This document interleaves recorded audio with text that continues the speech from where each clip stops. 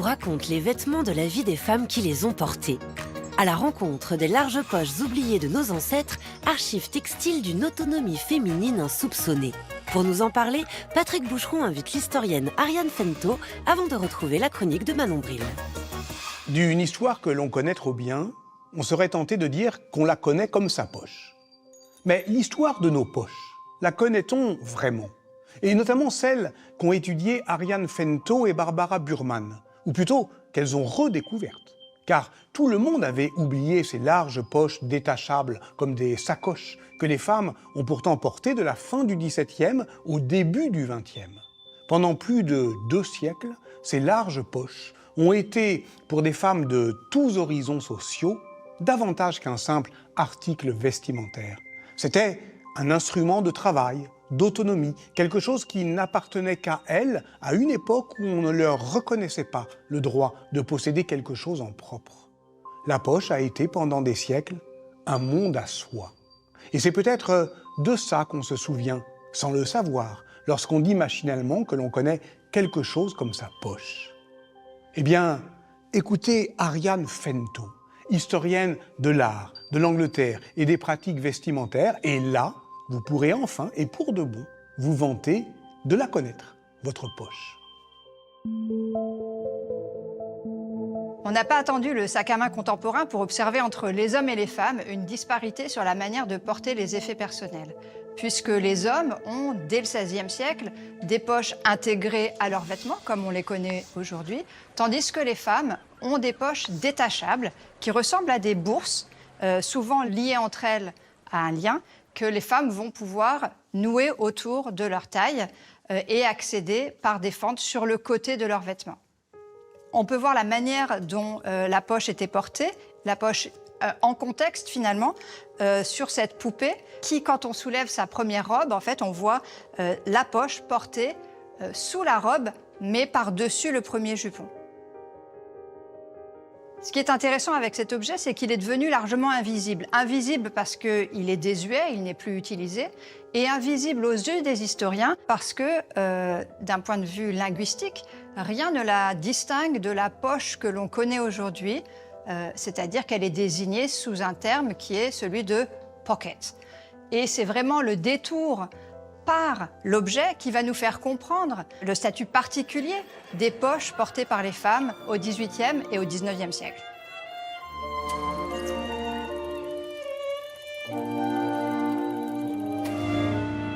Bourses, baluchons, aumônières, grandes malles en bois des traversées maritimes, valises où le migrant emporte avec lui une vie entière, sagemono suspendu aux ceintures japonaises, barda du soldat, sac à main ou bagage cabine.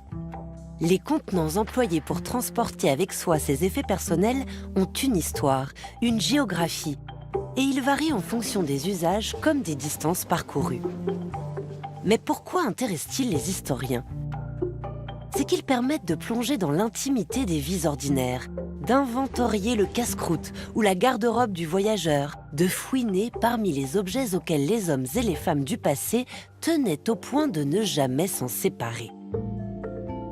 Pour que ces indiscrétions soient possibles, il a fallu que sombrent des navires avec leur cargaison de malles et d'amphores, que des douaniers suspicieux éventrent aux frontières des valises douteuses pour inventorier ce qu'elles renfermaient d'illicite, que l'on déclare à la police le contenu d'un portefeuille égaré, d'un sac à main arraché dans la rue, qu'un employé pénitentiaire note consciencieusement les objets qu'un détenu retire de sa poche au moment d'entrer en prison.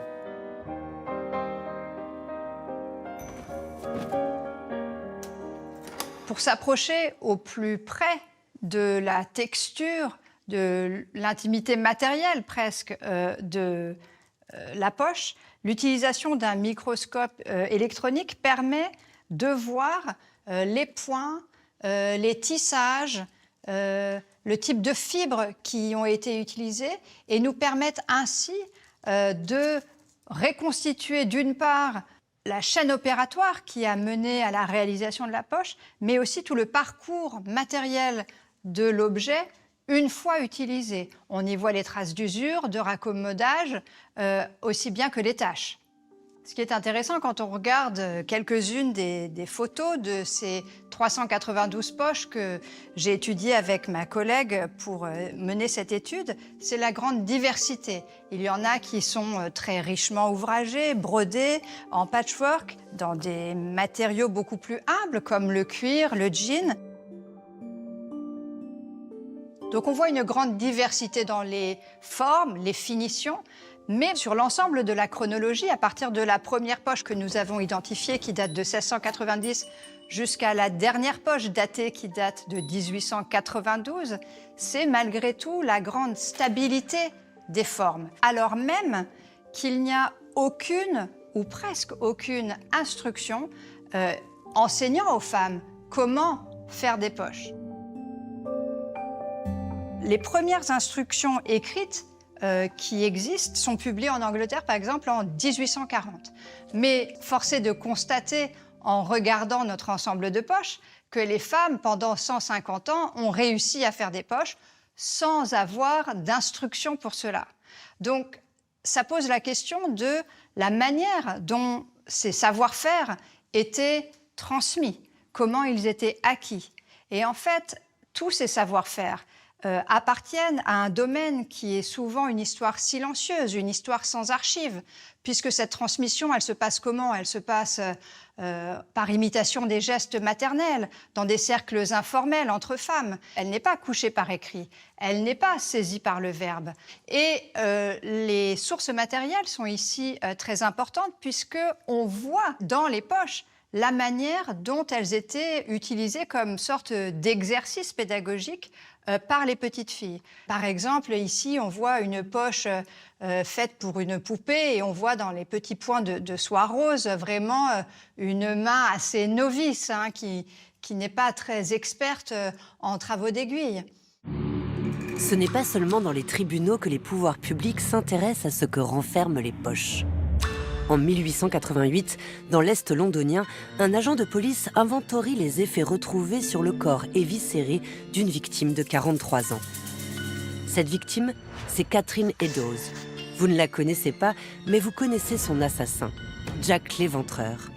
On retrouve sur elle 3 poches détachables, 2 sacs et parmi les vêtements hétéroclites qu'elle porte, des habits masculins à poches intégrées. Dans cette profusion de poches et de sacs, on peut démêler quelques indices de sa vie précaire et de la manière dont elle l'organisait. De quoi se sustenter d'un côté, de quoi rester présentable d'un autre, ailleurs encore des lambeaux de tissu qu'elle revendait sans doute à des chiffonniers ou à d'autres londoniens indigents. Aucun argent sur elle, mais le thé et le sucre qu'elle avait achetés la veille de sa mort en mettant en gage des bottes contre 2 shillings et 6 pence. C'est par le contenu de ces poches qu'on a pu remettre un peu de chair sur l'une de ces victimes, indistinctement qualifiées par la presse de prostituées, et que l'histoire, trop souvent, réduit à leur fin tragique et au nom de leur assassin. Alors, qu'est-ce que mettaient les femmes dans ces grandes poches? Eh bien, elles mettaient finalement un peu ce qu'on met dans nos poches et nos sacs aujourd'hui. Elles mettaient tous les objets dont elles pouvaient avoir besoin au cours de la journée, mais aussi les objets qu'elles voulaient protéger à une époque où il y avait finalement assez peu de lieux sûrs dans les maisons où elles pouvaient habiter. Donc on avait à la fois de l'argent, on avait des clés, on avait des boîtes, des accessoires de vêtements, les boucles de chaussures, des fichus, des bourses, des accessoires de couture de type dés, boîte à aiguilles, passe-lacets, petits canifs, tout un ensemble de petits objets plus ou moins précieux. Ce qui nous informe sur le contenu des poches, c'est donc bien sûr les poches elles-mêmes, mais aussi les sources judiciaires, dans lesquelles on va pouvoir lire ce que les femmes portaient dans leurs poches quand elles ont été victimes d'un vol, ou au contraire, lorsque des femmes voleuses ont utilisé leurs poches pour dérober, voler à l'étalage ou voler les poches d'autres femmes ou d'hommes. Dans ce cas, Sarah Gladman, qui en 1806 est arrêtée dans un magasin pour suspicion de vol à la tire. Alors en général, les femmes criminelles, la première chose qu'elles disent pour se défendre, c'est « je n'ai pas de poche, je n'ai pas de poche », voire elles essayent de détacher leur poche pour se débarrasser des preuves incriminantes. Et donc elle va dans un magasin de textile et réussit quand même à porter 25 yards c'est-à-dire 24 mètres de tissu qu'elle arrive à mettre dans ses poches. En 1918, les Britanniques remportent une victoire déterminante. Quelques mois avant l'armistice, le Royaume-Uni accorde le droit de vote aux femmes. C'est qu'une véritable guerre civile, contemporaine de la Première Guerre mondiale, embrasait depuis des années le pays. Vitres brisées, bombes incendiaires, tentatives d'intrusion à Buckingham Palace, attentats au domicile du Premier ministre. Les suffragettes entrent en guerre contre le gouvernement. La photographie a immortalisé ces militantes en noir et blanc. Mais c'était aux couleurs de leurs vêtements qu'on les reconnaissait alors. Vert, blanc et violet, parce que ces trois couleurs symbolisent l'espoir, la pureté et la dignité, et puis surtout parce que l'acronyme GWV épelle aussi bien Green, White, Violet que Give Women Votes, donner le vote aux femmes. Le vêtement, arme politique au service des femmes? Pas si simple, car avec l'abandon des poches, disparaît au début du XXe siècle ce qui faisait du vêtement féminin un instrument d'autonomie. Au point que certaines Britanniques, comme l'artiste Gwen Raverat, se demandent si d'un siècle à l'autre, elles ont vraiment gagné au change. Se souvenant en 1952 des larges poches de son enfance, elle s'interroge, nostalgique. Pourquoi n'avons-nous pas droit à des poches? Qui nous l'interdit? Nous avons le suffrage féminin. Pourquoi devons-nous rester inférieurs aux hommes? Au XXe siècle, quand la poche détachable disparaît du vestiaire féminin, c'est là que commence à s'exprimer un regret pour les poches d'antan. Effectivement, c'était des poches qui donnaient aux femmes beaucoup d'autonomie, beaucoup d'indépendance, de par leur contenance et puis du fait qu'elles étaient portées cachées. C'était des accessoires qui permettaient aux femmes de gérer leur argent, d'avoir un rapport à la possession à une époque, au XIXe siècle, où il y avait finalement assez peu d'endroits que les femmes contrôlaient. C'était des instruments d'autonomie financière aussi, puisque c'était des instruments de travail. On pense par exemple aux femmes qui gardaient des étals dans les marchés, qui utilisaient leurs poches de manière professionnelle. Ce qui montre aussi la manière dont, pour les femmes les plus humbles, celles qui n'ont pas laissé d'autres archives, ces objets constituent parfois les seules traces dont nous disposons pour écrire une histoire de ces femmes. Finalement, lorsque ces larges poches disparaissent du vestiaire féminin, c'est aussi cette autonomie qui est perdue. Et ce type de poche à grande contenance est remplacé par de petites poches, en général une seule poche qui a du mal à se fixer dans le vêtement. Et les femmes d'ailleurs se plaignent de ne pas savoir où est leur poche. Faire l'histoire de la poche, ce n'est pas faire l'histoire de la mode, bien au contraire, puisque la poche, pendant presque toute son existence, finalement, est décriée comme étant démodée. Et pourtant, elle persiste dans les pratiques et les usages des femmes.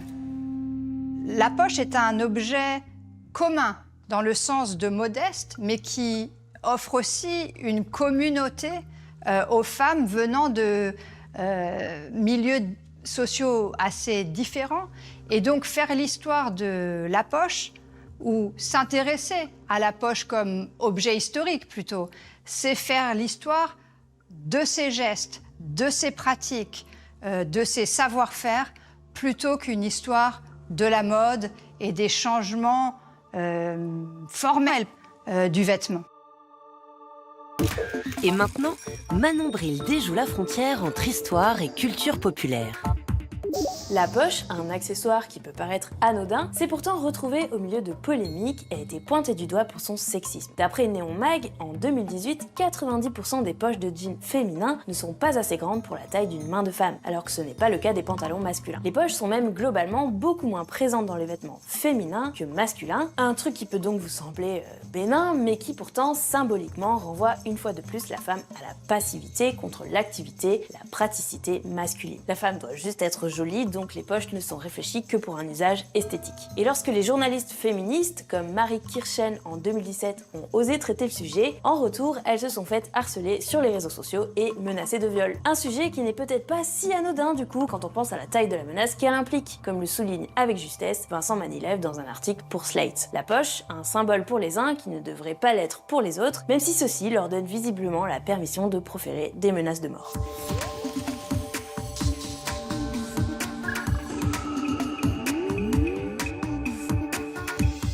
Mais où sont les poches d'antan? Dans celles dont on nous a parlé se cache toute une histoire. Pas celle de la mode, non, ni celle éclatante de la griffe du couturier, mais celle plus discrète des arts de faire, des façons modestes des couturières qui piquent et qui rapiècent, et dans lesquelles l'attention à l'ordinaire peut trouver de quoi alimenter une autre histoire de l'émancipation féminine. La grande ethnologue Yvonne Verdier l'a écrite, au plus près des gestes et des paroles échangées dans les campagnes françaises, à l'écoute des façons de dire, façons de faire. Titre d'un livre magnifique, paru en 1979, dont le sous-titre précise les protagonistes. La laveuse, la couturière, la cuisinière. 3 rôles pour 3 âges de la vie des femmes, qui sont aussi 3 manières de garder le contrôle de son corps.